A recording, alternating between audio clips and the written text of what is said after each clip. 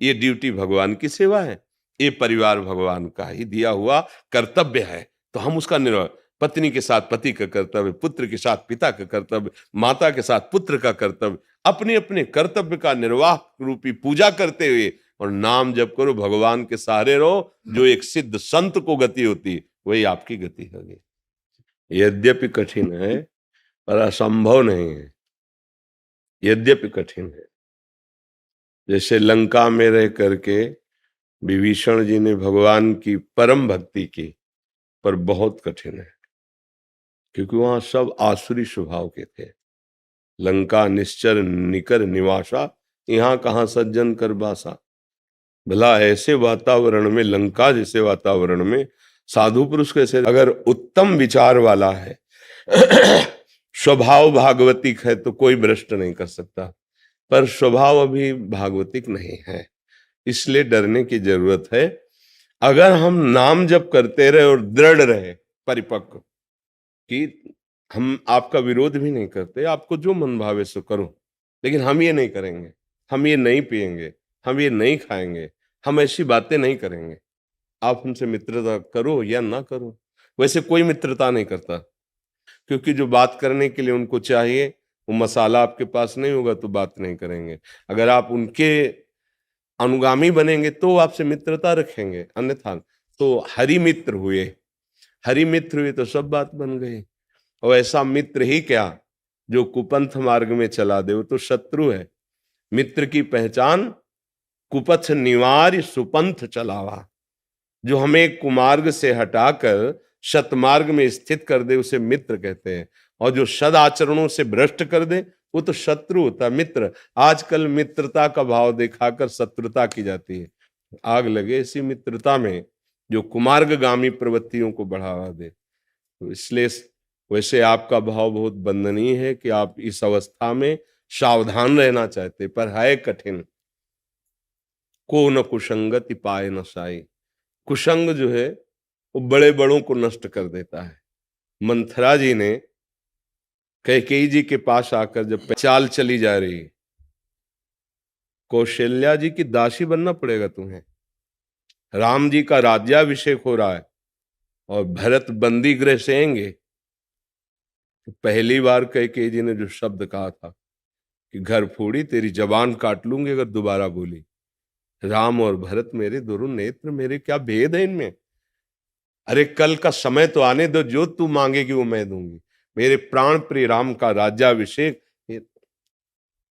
फिर वो दोबारा जब पेश हुई अपने रंग में,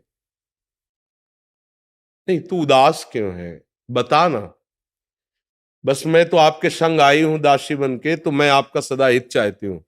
पर एक ही बार बोला तो आपने सारी बात, अगर दोबारा बोलूंगी तो आप नहीं बोलो ना, तो मैं सत्य को साक्षी करके कहती हूँ, जहां राम का राज्याभिषेक हुआ, महाराज उनके अधीन है कौशल्या के, आप रंग चढ़ने लगा और इतना रंग चढ़ा दिया तो महाराज के प्राण निकल गए। प्रभु का 14 वर्ष का वनवास हुआ, पूरी अयोध्या महान दुख से युक्त हो गई। कैकेयी जी नहीं बदली। को न कुसंगति पाए न साई, कुसंग अपना बहुत बड़ा प्रभाव रखता है, पर यदि भगवान का आश्रय लेकर नाम जप किया जाए और बचने की चेष्टा की जाए तो बचा जा सकता है। हाँ, इसे राग कहते हैं, इसे मोह कहते हैं। ये अविद्या अज्ञान के कारण हुआ है। जब ये अविद्या नष्ट होगी तो राग रहित होंगे, तब अनुराग का प्रादुर्भाव होता है, चाहे वो आत्मरति हो या कृष्ण रति हो। जिसे हम भक्ति में कृष्ण कहते हैं वही ज्ञान में आत्मा है, दूसरा कोई थोड़ी है। पर ये रति तभी प्राप्त होगी, पहले विरति आवे, पहले राग रहित हो। तो ये जो राग हुआ है ये अज्ञान के कारण हुआ है, और अज्ञान का नाश करने के लिए ही तो साधु समागम होता है। जिसे अज्ञान कहते हैं उसे मोह कहते हैं। मोह ही हमें भ्रम पैदा किए हुए मुझ निर्विकार के अंदर हाँ कहीं किंचन मात्रा भाव नहीं है, वहां अभाव मुझे महसूस हो रहा है देह भाव को लेकर। तो विवेक के द्वारा मोह का नाश करके फिर हम समस्त इस राग से मुक्त हो सकते हैं। बिनु सत्संग विवेक न होई, राम कृपा बिनु सुलभ न सोई। होए विवेक मोह भ्रम भागा, विवेक प्रकट हुआ, मोह अज्ञान राग जिसे कहते हैं वो नष्ट हो जाता है। जो सत्संग में सुनो उसे अपने आचरण में उतारो। ये पक्का समझ लो कि आज भी तुम प्रेम भगवान से ही कर रहे हो। जिस शरीर को तुम प्रिय मान रहे हो, अपना या दूसरे का, उसमें भी आत्म तत्व के प्रकाश के कारण ही प्रियता है। अगर वो अंतर ध्यान हो जाए, उसी शरीर को नष्ट कर देते हैं। अर्थात हम शरीर को प्यार नहीं करते हैं, फिर भी हम मानते हैं कि हम शरीर को प्यार करते हैं। हमारी बात समझ पा रहे हो? कोई कितना भी प्रिय संबंधी हो, माता हो, पिता हो, कोई भी हो, उसके अंदर से जब हमारे प्रभु अंतर्हित हो जाते हैं तो हम उस शरीर को नष्ट कर देते हैं। ऐसा नहीं कि प्रभु चले गए, उसमें भी प्रभु है, मुर्दे में भी प्रभु है। प्रभु है। वेन के शरीर का मंथन हुआ तो दाहिनी भुजा से भगवान पृथु और बाईं भुजा से अर्ची महारानी मुर्दे का मंथन हुआ। अगर कह दिया मुर्दे में भगवान नहीं तो कहो सो कहां, जहां प्रभु नहीं फिर सर्वव्यापी प्रभु का फिर अनादर हो जाएगा। वो हर जगह है, कोई कण ऐसा नहीं जाना हो। पर वो अंतर्हित हो गए तो इसलिए फिर उस शरीर को नष्ट कर देते हैं।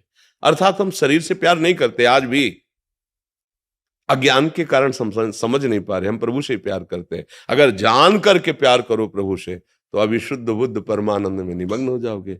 सब प्रभु से ही प्यार करते हैं, मेरी दृष्टि में सब प्रभु में प्रभु से ही प्यार करते हैं। पर वो समझ हो जाए तो हम यहां से कटवा देंगे। अभी तुम्हारे प्राणों पर आ जाएगी, इसको कटवा, हाँ काट दो, लौट के आओ। प्राण किससे प्रिय लग रहे हैं, किसके प्रति प्रिय लगे? आत्म तत्व से ही प्राण प्रिय लग रहे हैं। जब आत्म तत्व का परिचय हो जाएगा तो प्राणों का भी मोह खत्म हो जाएगा। हम जितना प्यार बढ़ाते चले जा रहे हैं, बाहर भ्रम के कारण है, लौटते चले जाओ, राग रहित होते चले जाओगे। पर थोड़ा कठिन लग रहा है। नाम जप करो निरंतर, नाम जप करो, सत्संग सुनो, शास्त्रों का स्वाध्याय चाहे थोड़ा करो पर उसका मनन करो, क्या कह रहा है शास्त्र, क्या कह रहा है, और सेवा करो। माता पिता गुरुजन संत किसी भी जीव की निष्काम भाव से सेवा, सेवा सुमिरन सत्संग स्वाध्याय, तब आइए समाधि। रास्ता बताता चला जाता है। अपने आप से अपने आप को जाना जाता है, किसी करण से नहीं, मन बुद्धि चित्त अहम से नहीं, अपने आप से अपने आप को जाना जाता है। पर बड़ी ऊंची बात है, इसके लिए नाम जप करो, अच्छा खान पान रखो और अच्छा संग करो। गंदे विचार गंदा चिंतन इसको काटो नाम जप से, तब धीरे धीरे समझ पाओगे। समझ पा रहे? नाम जप चल रहा है, करते हो नाम जप, तो आचरण शुद्ध रखना, नहीं तो फिर नहीं। स्नान किया तो फिर धूल से बचना है। अर्थात ये जो मायामयी काम क्रोध आदि की ऐसी विचित्र आकर्षणमयी प्रेरणा है कि हम भ्रष्ट हो जाते हैं, उससे अपने को बचाना है। और आप बचा सकते हैं क्योंकि आप में वो पावर है। मन आपके ही पावर से आपका नाश कर रहा है। आप उसको अनुमति दे देते हैं, सहमति दे देते हैं, हाँ कर देते हैं, ममता किए मन की बात को अपने में मान लेते हैं कि ये मेरी बात है, मुझे भोगना है, मुझे चाहना है, यही हार जाते हैं। अगर आप ये देखें मन की चाल है तो आप उस पर शासन कर सकते हैं। इसको समझना पड़ेगा। गृहस्थी में हम कभी नहीं कहते कि आप आसन बांध करके भजन कीजिए, आसन लगा, ये विरक्तों का मार्ग है। अलग अलग सेवा मिली ना। गृहस्थी में सेवाएं बहुत है, गृहस्थी में कर्तव्य का बहुत बड़ा पालन करना योग है। बेटी को पढ़ा लिखा कर ब्याह करना, बेटे को पढ़ा लिखा कर कोई व्यापार नौकरी देनी है, आए हुए अतिथि का सत्कार करना है, पूरे खर्चे निर्वाह, उसके चिंतन में बहुत कुछ चलता रहता है। तो जो योगी की गति होती वही उस गृहस्थ की गति होगी, इतना अंतर नहीं पड़ेगा।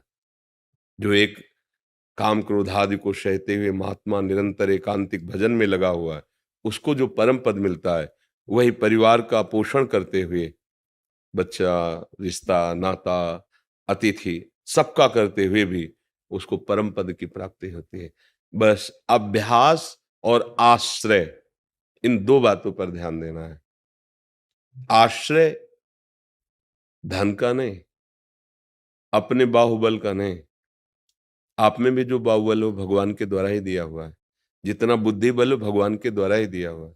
जितना धन है या आगे मिले वो उन्हीं के द्वारा दिया हो। उस या ज्ञानी जीव जानता नहीं है, प्रभु से विमुख होकर वो सुख चाहता है। गौर से देखो, हरि के सिवा कौन ऐसा है जो तुम्हारा साथ दे सकता है? गौर से देखो, गौर से देखने का मतलब विवेक से देखो। बोले नहीं मित्र हैं हमारे, तो उनसे हरि निकल जाए तो कई मिनट तुम्हारे पास वो रुक सके नहीं। हरि चले जाएं तो 100 हो जाएंगे ना। मतलब हरि खास बात है। परिवार, पुत्र, मित्र, कोई भी हरि देखो है तो उसकी सत्ता है, और हरि नहीं है तो उसकी सत्ता ही नहीं। तो हम फिर जिनकी सत्ता ही नहीं उनसे क्यों आश्रय तत्व जोड़े? आश्रय तो हम हरि का लेंगे ना। कैसे है? सुखी मीन जिमनीर अगाधा, तिमि हरि शरण नए को बाधा। चाहे गृहस्थ हो चाहे विरक्त हो, जहां अगाध करुणा समुद्र श्री हरि का आश्रय लिया, अंदर की बात है आश्रय। क्या द्रौपदी जी ने लिया, हार गई, अब कोई बल नहीं रहा। अगर वो आश्रय सत्संग के द्वारा प्राप्त विवेक से हमारे हृदय में जागृत हो जाए, या किसी ऐसी परिस्थिति से भगवान का आश्रय हो जाए, सब बात बन जाए। भगवान के चरणारविंद का आश्रय लिए बिना भजन नहीं हो सकता। क्योंकि देखो ना, एक क्षण छोड़ो तो मन कितनी, जैसे बंदर डाल पे डाल, शाखा पे शाखा भागता घूमता है, ऐसे ही घूम रहा है। अपने मन को देखो, अपनी इंद्रियों को देखो। भगवान का पहले सबसे पहला कार्य आश्रय। बड़ी कृपा है जो आप सत्संग सुन रहे हो, बड़ी कृपा है जो आप अपना समाधान चाह रहे हो भजन का। ये कृपा है उनकी, ये हेतु की कृपा ठाकुर जी की है। इसका मतलब मेरा कल्याण होना दुर्लभ नहीं। क्योंकि अगर प्रभु जब द्रवहि दीन दयालु राघो, तो साधु संगति पाइए। अगर साधु संगति हो रही तो हमारा हित होना है, हमें प्रभु की प्राप्ति होनी, नहीं तो ऐसा सौभाग्य कैसे मिलता। अब अंदर से आश्रय ले लो, अभी ले लो। उसके लिए कोई लायकात की जरूरत नहीं होती। आपके स्कूल में जन्मे, कितने पढ़े हैं, कैसे आचरण, काफी चेतसु दुराचार हो, बिल्कुल छूटे, जो भी रहे हो, जैसे भी हो, अभी इसी क्षण अंदर से। मैं जानता नहीं हूं आपको, पर जो कोई भी हो तो मैं आपका आश्रय लेता हूं अंदर से। हे हरि, हे राम, हे कृष्ण, हे शिव, जो नाम प्रिय, जो नाम आप प्रभु का माने। हमारे प्रभु के विविध नाम हैं, विविध रूप है, क्योंकि अनंत महिमाशाली है। अंदर से आश्रित हो जाओ। अंदर बहुत चमत्कार इसमें है, आश्रय तत्व में। साधन एक तरफ और आश्रित एक तरफ। आश्रय तब काली जी के लात घोंसों के प्रहार से पीड़ित होकर भाग रहे थे। पूरी कथा तो बड़ी है। कहीं कोई जगह नहीं थी। एक जगह था जहां ऋषि का शाप था, बाली जा नहीं सकता था, वहां वो दूर से देखा कि श्याम घन श्री लालजू रामजू और गौरवर्ण लखनजू भयभीत हो गए। हमें लगता है बाली ने स्वयं तो आ नहीं सकता ऋषिमुख पर्वत पर, तो ये राजकुमारों को भेजा है, और ये इनकी भुजाएं देखकर लगता है ये मुझे मार डालेंगे। क्योंकि महाबलशाली अजान बाहु, भगवान की भुजाएं अभेद भुज दंड मूल, ऐसा स्वरूप सौंदर्य और सिंह। घबरा गया। हनुमान जी महाराज से कहा, तुम पता लगा क्यों, अगर ये ऐसे ही वन विचरण करने के लिए आए तो मैं इनके चरण पकड़ लूंगा, क्योंकि बहुत बलशाली नजर आ रहे हैं। और अगर ये बाली के द्वारा भेगे तो मैं भाग पड़ूं, क्योंकि इनसे मैं नहीं जीत सकता। दूर से देख के हनुमान जी गए और भगवान को परिचय दे के कांधे पे बैठा के लाए। हम जो बताना चाहते हो देखना।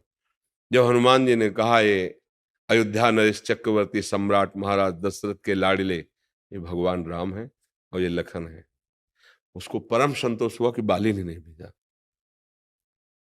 भगवान से हनुमान जी, देखो महाभागवत ही आश्रय दिलाता है। हनुमान जी महाराज ने भगवान से कहा कि बहुत दुखी हैं, बाली ने बहुत त्रास दिया, बहुत मारा है, ये तो कहो बस प्राण नहीं लिया है, और इसी भय से यहाँ रह रहे हैं। प्रभु आप निर्भय कर दो। सुग्रीव ने अपनी बात बताई, किस कारण से ऐसा, पूरी बात भगवान ने। अग्नि को साक्षी करके भगवान ने उसी समय मित्रता स्वीकार की। आज से मैं तुम्हारा मित्र। कि तू कैसे विश्वास करोगे कि मैं बाली पर विजय प्राप्त कर सकता हूं? बोले ताल के लगातार वृक्ष खड़े हैं और आगे दुंदुभि राक्षस की हड्डियां हैं। अगर एक बाण में आप इतने सब ताल के वृक्ष और दुंदुभि राक्षस की हड्डियों को बेच दोगे तो मैं जान जाऊंगा कि आप बाली को मार दो। अमोघ बाण भगवान का, ये क्या चीज है। बड़ा प्रसन्न हुआ, आप जैसा मित्र मिल गया। दूसरे दिन युद्ध के लिए ललकारो जाकर भगवान ने प्रेरणा की। जी बाली चला तो उनकी पत्नी तारा ने चरण पकड़ा और कहा, स्वामी आप समझ रहे हैं सुग्रीव कभी आपके सामने भी आ सकता है, वो आज ललकार रहा है। क्यों? क्योंकि भगवान उसके साथ हो गए। तो उनका, पागल हो तुम, भगवान समदर्शी हैं, मुझे क्यों मारेंगे, मैंने उनको बैर तो किया नहीं ना। चल पड़ा। सुग्रीव के जे ही घूंसे का प्रहार किया, त्राहिमाम बोल उठे, क्योंकि महाबलशाली 6 महीना काख में रावण को दबाए रखा बाली ने। मेन जो बात हम कहना चाहते हैं उसे समझना, भगवान ने दिखा दिया कि तेरे में सामर्थ्य नहीं सुग्रीव।